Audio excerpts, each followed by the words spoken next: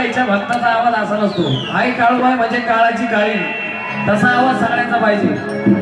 आता सगळ्यांचे हात वर पाहिजे आणि हात वर करून टाळ्या वाजून म्हणायचंय सगळ्यांना काळूबाईची शपथ आहे. हा, वेड लागलाय का काळूबाई, तुझं वेड लागलंय.